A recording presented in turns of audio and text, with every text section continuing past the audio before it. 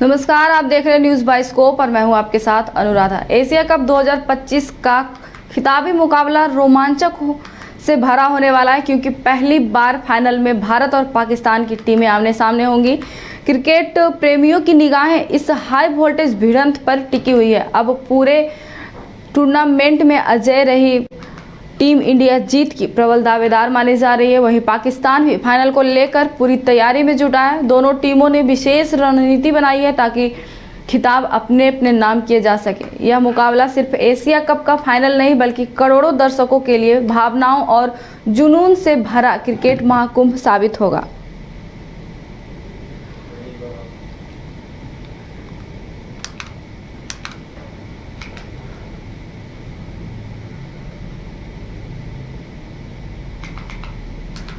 Asia cup 2025 का खिताबी मुकाबला रोमांच से भरा होने वाला है क्योंकि पहली बार फाइनल में भारत और पाकिस्तान की टीमें आमने सामने होंगी। क्रिकेट प्रेमियों की निगाहें इस हाई वोल्टेज भिड़ंत पर टिकी है।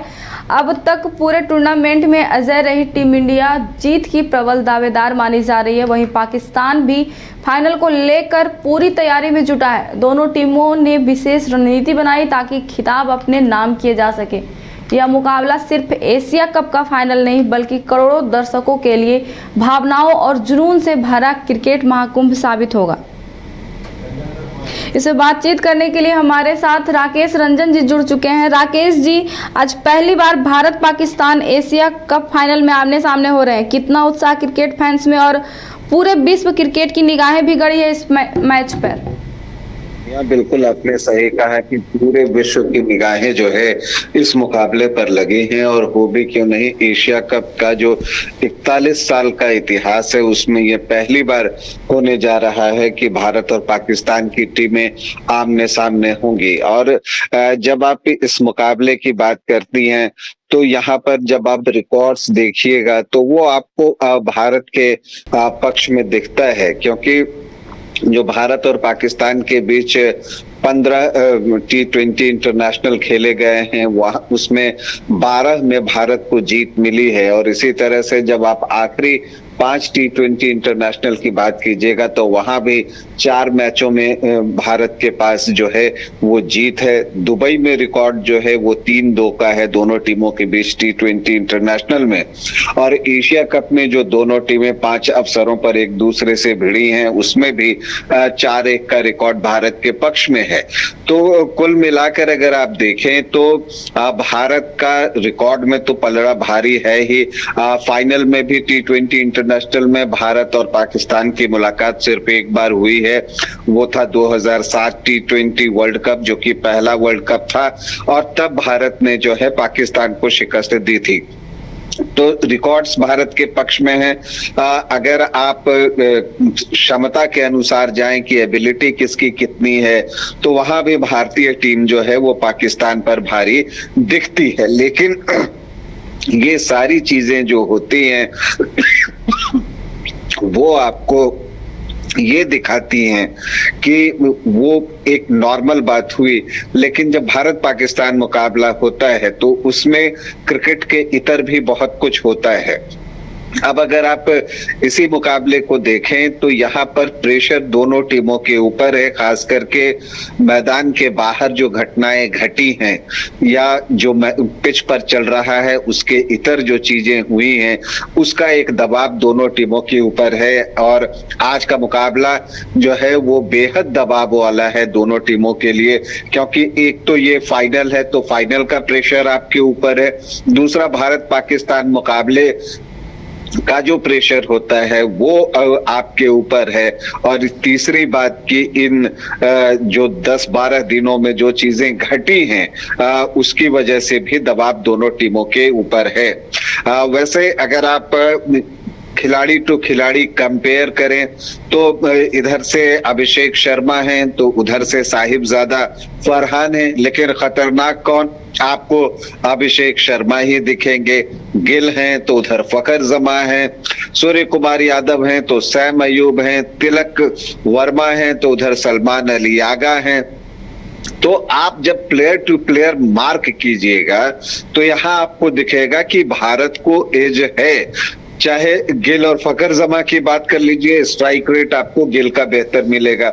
सूर्य कुमार यादव और सैम अयूब का कोई कंपैरिजन नहीं है। तिलक वर्मा और सलमान अली आगा का कोई कंपैरिजन जो है वो नहीं है। इसी तरह से संजू सैमसन और मोहम्मद हैरिस दोनों विकेट कीपर हैं, उन दोनों को कंपेयर कीजिए तो सैमसन आपको भारी दिखेंगे। हार्दिक पांड्या और मोहम्मद नवाज दोनों ऑलराउंडर हैं, इन दोनों को कंपेयर कीजिए तो हार्दिक पांड्या भारी दिखेंगे।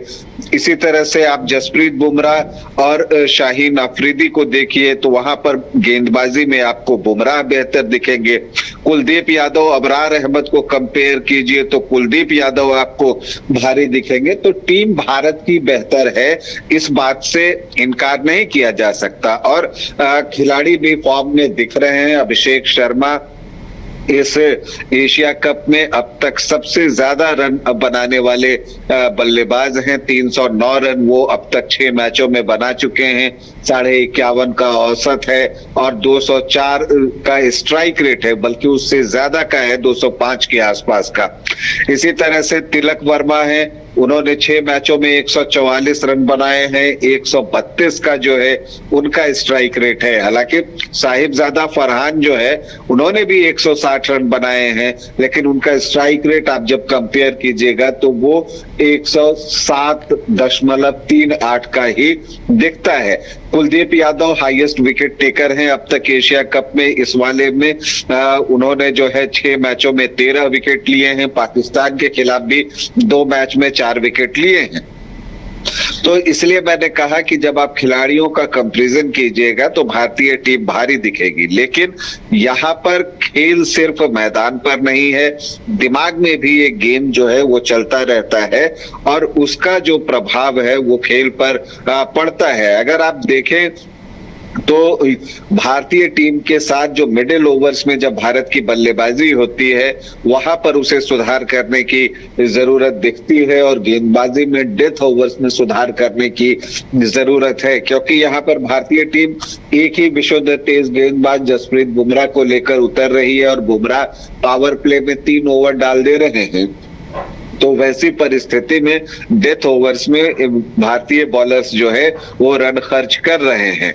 इसके अलावा आप ये भी देखें कि अभिषेक शर्मा आपको लय में दिख रहे हैं, लेकिन जब आप लोअर मिडिल ऑर्डर में जाते हैं तो वो एक उनका फॉर्म चिंता का विषय है। खास करके सूर्य कुमार यादव जो है यहाँ पर स्कोर नहीं कर पा रहे हैं। आप 3 नंबर पर आते हैं बल्लेबाजी करने के लिए तो आपकी भूमिका बेहद महत्वपूर्ण हो जाती है। तो ऐसे में सूर्य कुमार यादव से भी आज उम्मीद है, लेकिन भारत के लिए जो सबसे बड़ी चिंता है वो उसकी फील्डिंग है।